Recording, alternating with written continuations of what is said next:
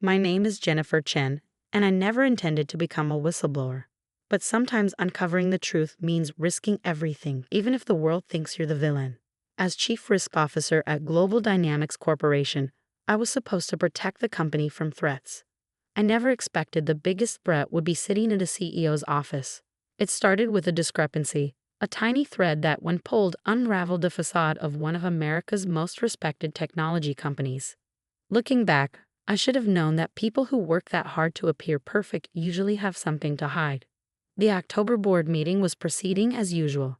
James Parker, our CEO, was delivering another stellar quarterly report. Revenue up 28%. Market share expanding. Stock price at an all-time high. The board members nodded approvingly as he clicked through slides of impressive growth metrics. And thanks to our innovative financial management, Parker announced, flashing his trademark confident smile, we've maintained industry-leading profit margins despite the global supply chain challenges. I shifted uncomfortably in my chair, studying the numbers on the screen. Something wasn't adding up, literally.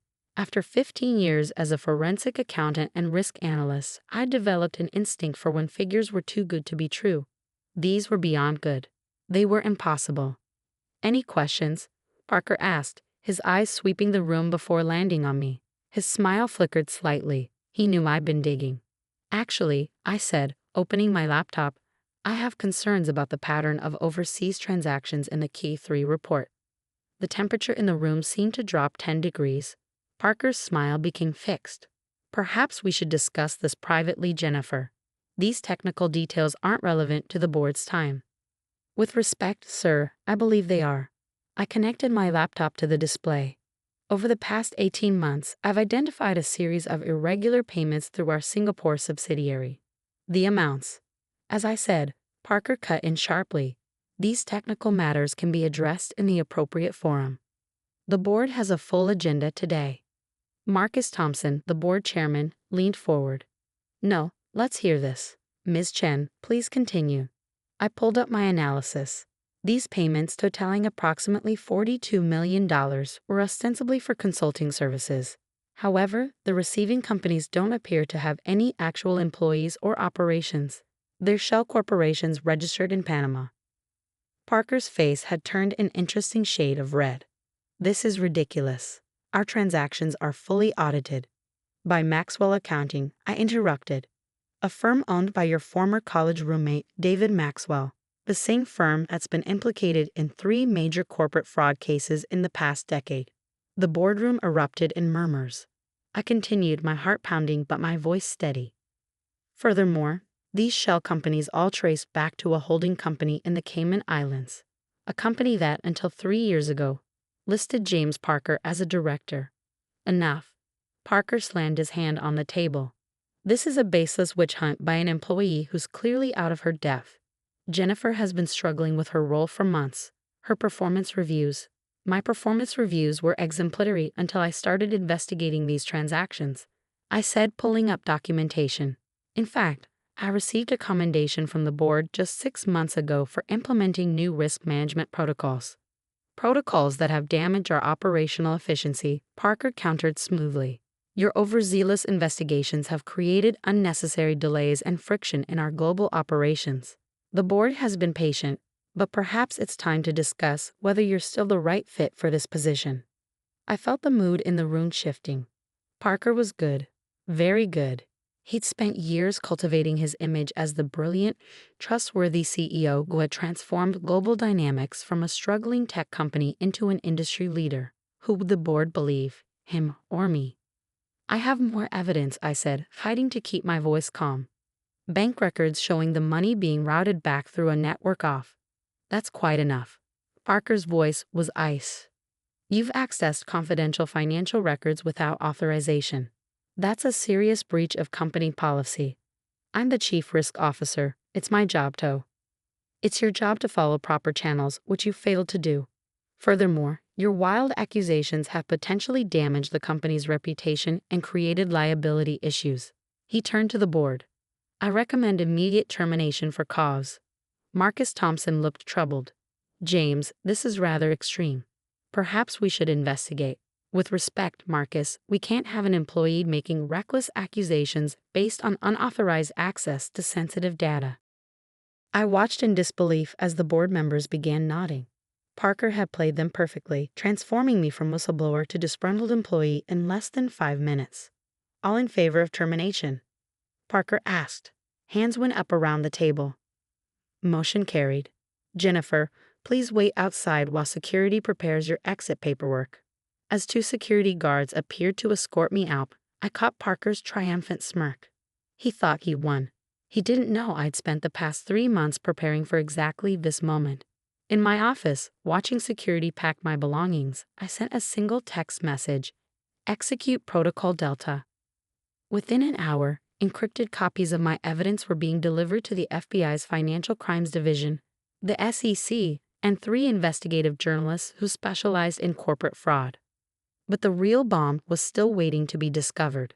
For 18 months, I've been building a parallel investigation, documenting every transaction, every shell company, every connection in Parker's elaborate fraud scheme. But I hadn't done it alone. A network of whistleblowers across the company had been feeding me information: junior accountants who noticed irregularities, its staff who spotted suspicious data patterns, even Parker's own assistant, who'd grown increasingly troubled by his secret meetings.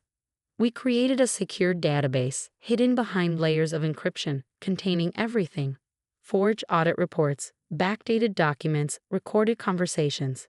A complete map of how Parker and his inner circle had orchestrated what would turn out to be one of the largest corporate fraud schemes in recent history. As I left the building for the last time, clutching a box of personal items, Parker's voice floated from the boardroom. Make sure all her access is revoked immediately. Change the security protocols. Lock down the financial databases. I smiled slightly. He was looking in all the wrong places. The evidence wasn't in Global Dynamics systems anymore. It was scattered across multiple secure servers, waiting to be unveiled at exactly the right moment. That night, in my apartment, I received another text. Files received. Initial review confirms criminal pattern. Meeting with federal prosecutors tomorrow. I poured myself a glass of wine and opened my personal laptop. Time to begin phase 2. Parker thought firing me would silence the investigation. Instead, he just freed me to pursue it full-time, without the constraints of corporate politics. Tomorrow, the real work would begin. But tonight, I allowed myself a moment of quiet satisfaction, remembering Parker's smug face as he ordered my removal. In 3 months, that same face would have a very different expression. The game wasn't over. It was just moving to a bigger board. The 3 months following my termination from Global Dynamics were a masterclass in patience and precision. While James Parker celebrated his victory in the boardroom, I was building his downfall from a small office I'd rented under a shell company of my home, one that actually had legitimate business operations, unlike his. The SEC has opened a formal investigation, Agent Sarah Martinez told me during our 3rd meeting. The FBI's lead investigator on corporate fraud cases had become a regular visitor. But Parker's already moving to cover his tracks. 3 of the Panama companies have been dissolved. I smiled, pulling up my encrypted database. He's following exactly the pattern we predicted. Look at this. The screen showed a complex web of financial transactions, updated in real time by my network of inside sources. Every time he closes one shell company, he has to move the money somewhere. Each transfer creates new evidence. How did you manage to track all this? Sarah asked, studying the intricate financial flowchart. I had help. I clicked through to another screen. Meet the real heroes of this investigation. Photos appeared. Maria from Accounts Payable, who had first noticed the irregular consulting fees. Tom from IT, who had quietly archived suspicious server logs. Chen from Internal Audit, who had documented questionable overseas wire transfers. Even Jessica, Parker's executive assistant, who had been secretly photographing documents she was asked to shred. For 18 months, we built this case piece by piece. Everyone Parker dismissed, overlooked, or underestimated became part of the investigation. He was so busy watching for threats from above, he never looked below. The evidence was overwhelming. False invoices, backdated contracts, forged audit reports, a network of shell companies that made money disappear from Global Dynamics books and reappear in private accounts around the world. But Parker wasn't going down without a fight. 2 months after my firing, he launched an aggressive PR campaign, painting himself as a victim of disgruntled employees and market manipulators. My dedication to global dynamics is unwavering, he declared in a CNBC interview. These baseless accusations are an attempt to damage a great American company.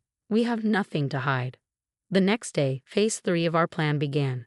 It started with an anonymous data dump to selected financial journalists, just enough evidence to raise serious questions about Global Dynamics' reported earnings. As Parker scrambled to explain the discrepancies, more information emerged. Photographs of meetings with known money launderers, recorded conversations about creative accounting, internal memos discussing how to bypass compliance controls. The company's stock price began to wobble. Institutional investors started asking uncomfortable questions. The board called emergency meetings. He's getting desperate, Jessica texted me. Just ordered me to delete his entire email archive. Perfect, I replied. Send the backup where we discussed. Parker's biggest mistake, one that would ultimately prove fatal to his scheme, was underestimating the loyalty of the people he considered beneath him. The janitors he ignored, the 8 staff he bullied, the accountants he dismissed. They had seen everything. And they had remembered. 2 weeks before the final raid, I met Marcus Thompson, the board chairman, at a quiet coffee shop in the suburbs. Why didn't you come to me directly? He asked, looking older than I remembered. Would you have believed me over Parker? I countered. He had spent years cultivating his image, building trust. I needed irrefutable evidence. Marcus nodded slowly. The board is meeting tomorrow to discuss his suspension. He claims he can explain everything. I'm sure he can, I said, sliding a USB drive across the table. But can he explain this? The drive contained one file, a recorded conversation between Parker and David Maxwell, his pet auditor, discussing how to hide the latest $50 million transfer through a network of fake consulting contracts. My God, Marcus whispered, listening through his earphones. How long has this been going on? At least 3 years, I replied, total amount diverted, approximately $400 million. But the real crime isn't just the money. It's the trust he betrayed, the careers he ruined, the lives he damaged to protect his scheme. The next morning, as Parker strode into Global Dynamics headquarters for the board meeting, FBI agents were already in position. They waited until he reached the boardroom, letting him begin his prepared defense. These allegations are completely. He stopped mid-sentence as agents entered the room. James Parker, Agent Martinez announced, you're under arrest for securities fraud, money laundering, and conspiracy to defraud shareholders. The look on his face was everything I had imagined during those long months of preparation. But the real satisfaction came from what happened next. As agents led Parker out in handcuffs, employees emerged from their cubicles, not to gawk or gossip, but to deliver evidence. Folders of documents, USB drives, recorded meetings, a tidal wave of proof that had been quietly accumulated by the people Parker had spent years ignoring. What is this? He demanded, watching his carefully constructed world collapse. This, I said, stepping out of Marcus's office, is what happens when you forget that integrity matters more than image. When you think your position makes you untouchable. The investigation uncovered more than we'd initially suspected. Parker's fraud hadn't just stolen from the company. It had destroyed innovations, buried promising projects, and sabotaged careers to maintain the illusion of his brilliant leadership. In the aftermath, Global Dynamics underwent a complete transformation. The board appointed a new CEO. Actually, co-CEOs. Maria from Accounts Payable and Tom from IT. Their first action was to establish the strongest corporate governance and whistleblower protection program in the industry. The company's stock took a hit when the fraud was first revealed, but recovered strongly under the new leadership. Turns out, investors appreciate honest accounting and genuine innovation more than manufactured success.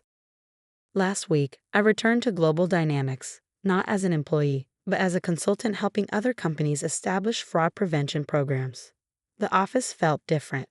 The fear was gone, replaced by an atmosphere of open communication and genuine collaboration. In the lobby, they've installed a wall of truth, photos and stories of every employee who helped expose the fraud. Not just the executives and managers, but the administrative assistants, maintenance workers, and junior staff who had the courage to speak up. Parker's trial begins next month.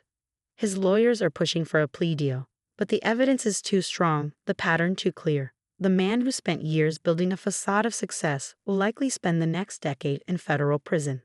Yesterday, a young auditor at another company contacted me through secure channels, worried about suspicious transactions she'd discovered. As I listened to her story, I remembered that first discrepancy I'd noticed in Global Dynamics books. Document everything, I told her. Build your case carefully. And remember, the truth doesn't need a corner office to be powerful. The whistleblower protection program we designed has become an industry standard adopted by companies worldwide. It's based on a simple principle. Every employee, from the CEO to the newest hire, has both the right and the responsibility to speak up when they see wrongdoing. In my new office, I keep a framed copy of the termination notice Parker gave me. Next to it sits a quote from Margaret Mead: "Never doubt that a small group of thoughtful, committed citizens can change the world. Indeed, it is the only thing that ever has." Parker thought he was untouchable because he controlled the narrative. He forgot that true power doesn't come from position or authority.